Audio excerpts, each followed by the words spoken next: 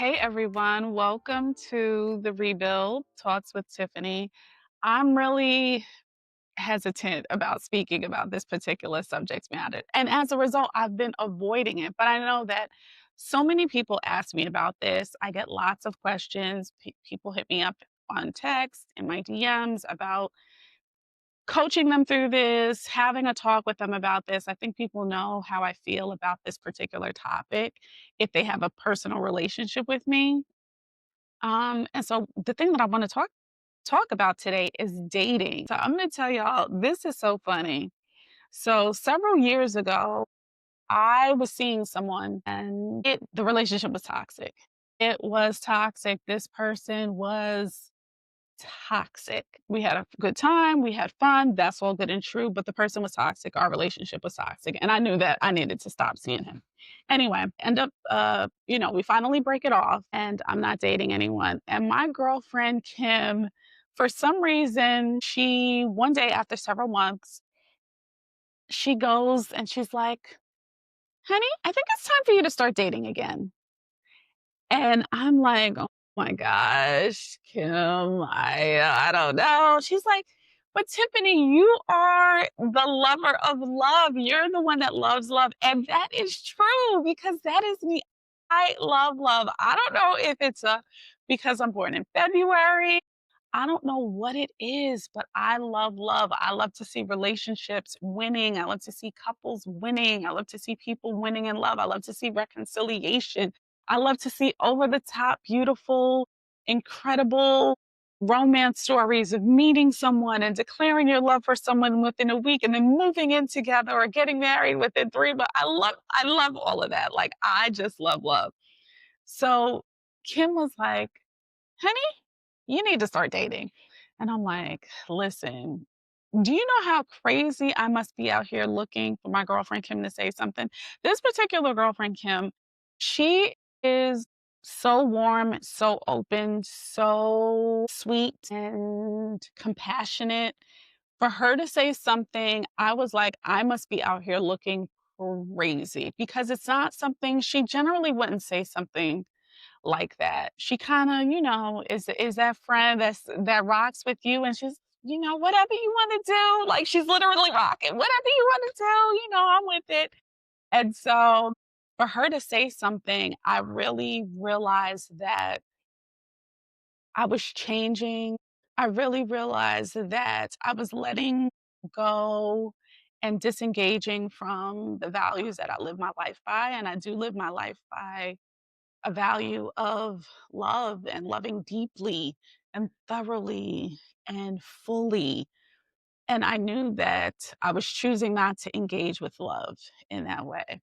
So when she said that, I was like, wow, I'm really out here crazy. I'm really out here looking crazy for one of my friends to say something to me about it, especially because I've coached people through all kinds of romantic situations, all kinds of relationships, all kinds of situationships, and everything else. Anyway, she said that to me, and, it really made me start thinking, but it didn't make me start thinking enough because I still stuck to my solitary ways, and I was happy to be inside and happy to not date and happy to just spend time with my friends. But I knew in the back of my mind, I knew that I was gonna have to see her. So this particular day, there was a day that we were gonna go out. We were going to a friendsgiving, and I knew for sure that I was gonna see her because the 2 of us were meeting up. And I said to myself, I was like, "Oh my gosh, if I see Kim when I see Kim, I know she's gonna ask me about this. I know she is. And what am I gonna say? Like, I'm not gonna lie to her, but I know that she's gonna hold my feet to the fire and she's gonna wanna know, like, what's going on. And she's really concerned. She wouldn't say something if she wasn't really concerned." Anyway, as I'm driving to meet her, I'm driving and I was like, "All right, Lord, this is it. I want a partner. I want to date someone who is dot, dot, dot, dot, dot." And I run it down smart, generous, kind, driven, focused, da, da, da, da. I'm running it down. And at that time, I specifically wanted to date someone who was divorced. Kennedy was a few years younger. So I wanted to date someone who was divorced and someone who had older children. I wasn't interested in dating anyone with young children because I just wasn't at that point in my life anymore. So I run it down. I get to where I'm meeting him, and she's giving me the look. She's giving me the eyes, and I'm like, "It's in God's hands now." Like I said what I wanted, and literally that night, I met someone. I met this guy. It was incredible. We start dating. We meet that night. Within an hour of me saying, "God, I want a person who has da da da da da da da da." We meet. We start dating, and to be honest, we had a great time dating. We dated for a couple of years. He was a lot of fun. I was a lot of fun. He was driven. He was focused. He was knowledgeable, which I really, really like. So y'all know smart men, intelligent men, like super, super, super, super, super smart men. That's my thing. That is who I like. That is who I'm interested in. That's who I connect well with. I love very, very smart people. Anyway, we did date for quite a while, but his priorities eventually started to shift. And as that happened, there was a breakdown in the relationship because I'm like, oh, at this point, we want different things. And his life kind of was going in a direction that it wasn't something that I was interested in. Um, and although he was fun and cute and hot and sexy and driven and all of those things, I was like, "Yeah, this is not something that I'm interested in." So as a result, I haven't been dating for a while because he was the last, I guess, kinda it wasn't a long-term relationship, but, you know, a relationship of a couple of years. So now we're back. Now it's time to start dating again. But the thing is I've been inside, and I love being inside, and it's like, sometimes, like, once you get inside, it's hard to get outside, but I am focused. So I'm definitely working that trust muscle. I'm definitely getting out and connecting and engaging with folks. And now I'm really getting clear on the type of person that I want to date. So listen, your question might be, "Oh my gosh, well, Tiffany, why aren't you finding the right person, or why isn't it lasting?"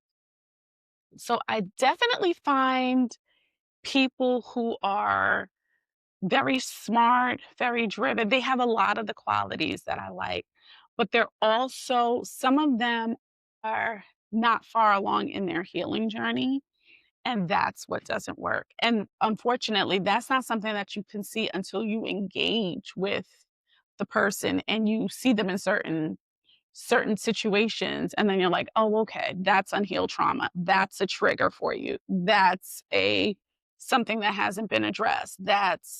So unfortunately, until you're in a relationship with somebody, you're not gonna know. So there's that. But yeah, so right now I'm focused on meeting someone, not focus. I don't want to say focus because it's not that serious for me.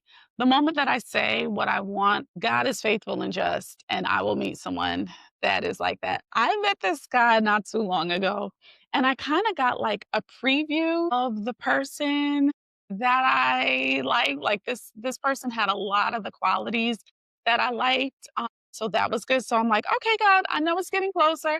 I know I'm getting close. I know I'm getting close. Whenever that starts to happen, I'm like, okay, I know it's coming.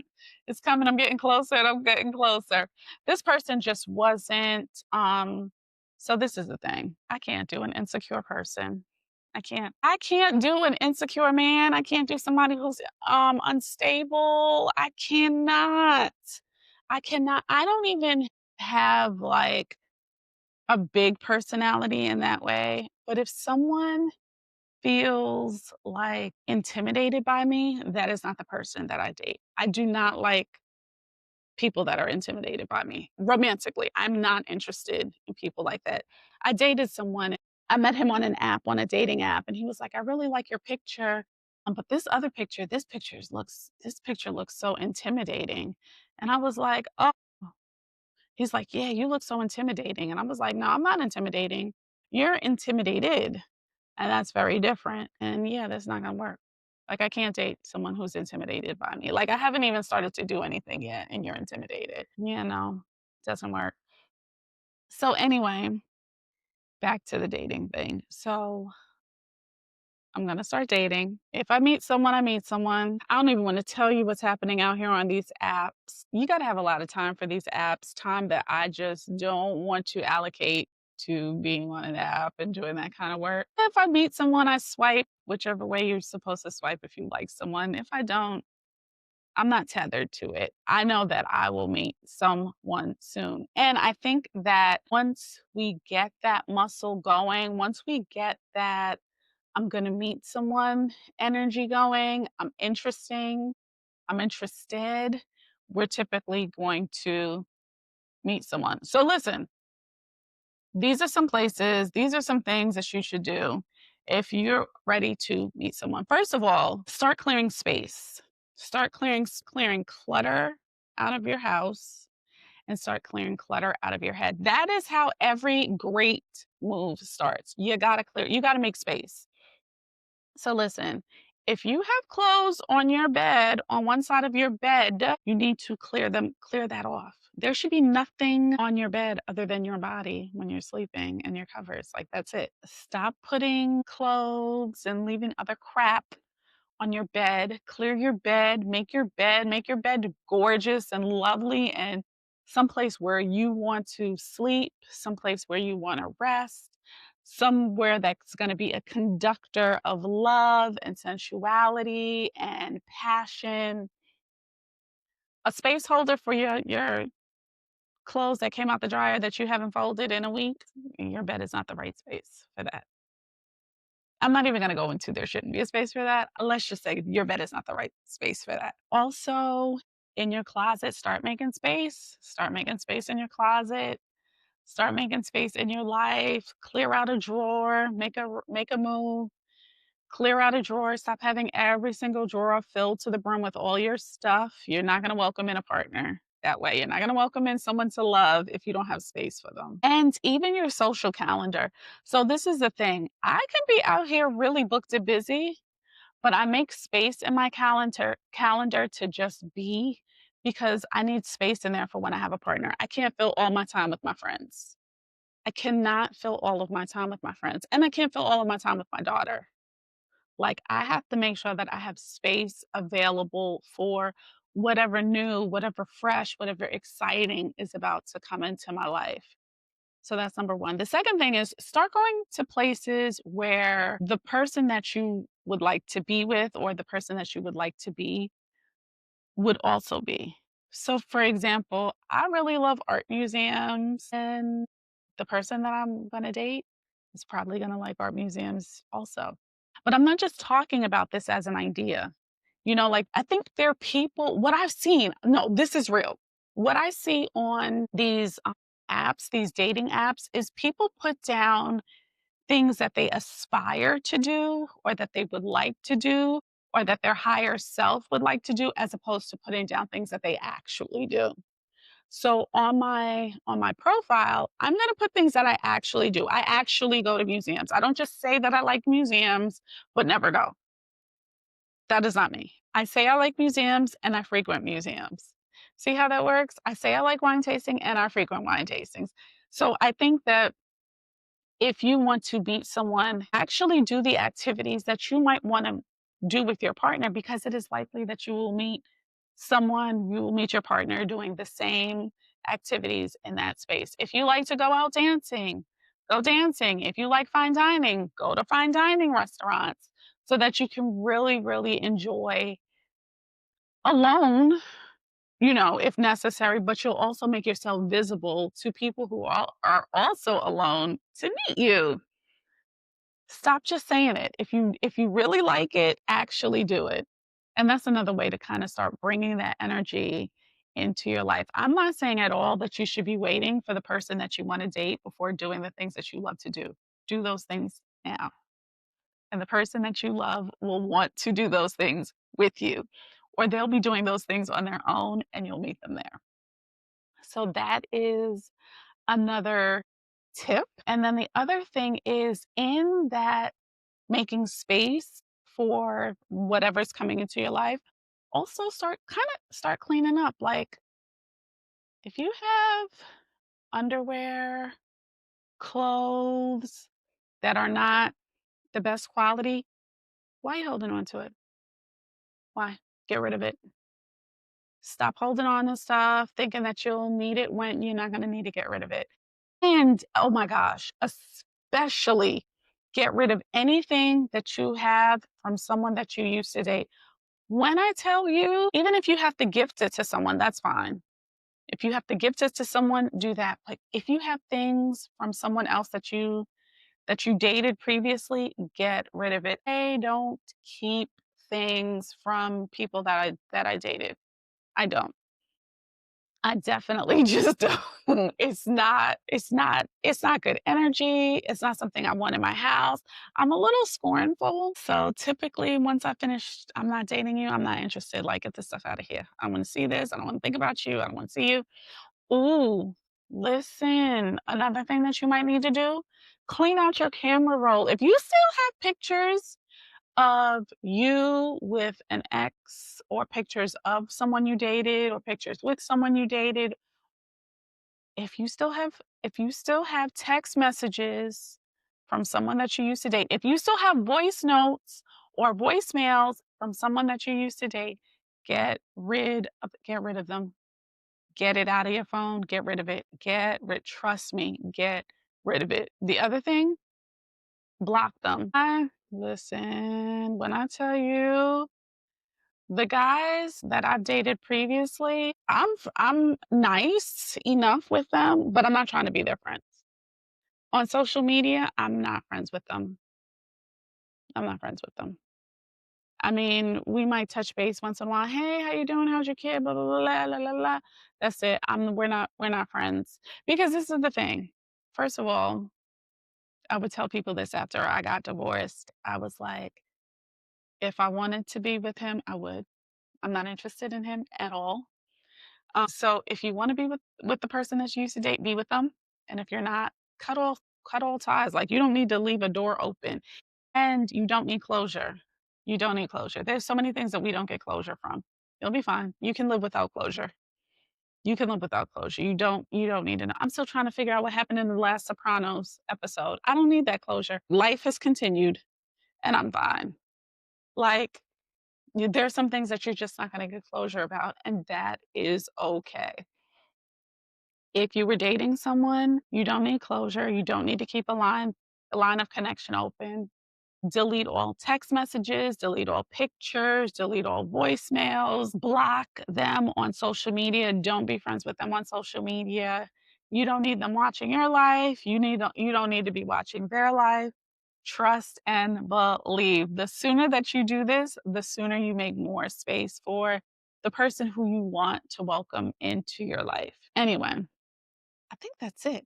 I think we've covered everything. I think I've covered enough on dating. So listen, if you're starting to date after not dated for a long time, hit me up in the comments, DM me, text message me. I want to hear all about it. I want to hear about some successful dating stories. I have a great, fun dating life. I date some really cool and interesting people. But I think my daughter's in her last year of high school. So life is changing. Life is changing for me. Life is changing for me rapidly, and yeah, it's time to be in a serious, committed relationship with someone who deserves to be with someone like me, and someone who I deserve to be with. So if you are changing your life, if you're rebuilding your life, if you're starting to date after not dating for a while, I want to hear all about it. So hit me up. Let me know. Let me know how it's going. Let me know if you're going to try something new, if you're going to declutter, if you're going to start trusting yourself more, if you're going to get out and do something fun. Just let me know. I can't wait to hear all about it. I'm going to have some guests on soon, and we'll be talking about love. We'll be talking about relationships. We'll be talking about rebuilding a love life after being divorced, after being widowed. So we're going to have some interesting people on. So I really can't wait for you all to check out those episodes. As usual, you can find us on YouTube, The Rebuild Talks with Tiffany. Share this podcast, share this episode with someone who you think needs to date, someone who you think needs to be open, someone who needs to take a risk and do something courageous, do something brave, do something daring, and maybe start dating. Share this episode with someone who needs to learn how to trust themselves again. And I think that's it. All right, everyone. It was so great. Thank you for joining me, and I'll see you soon.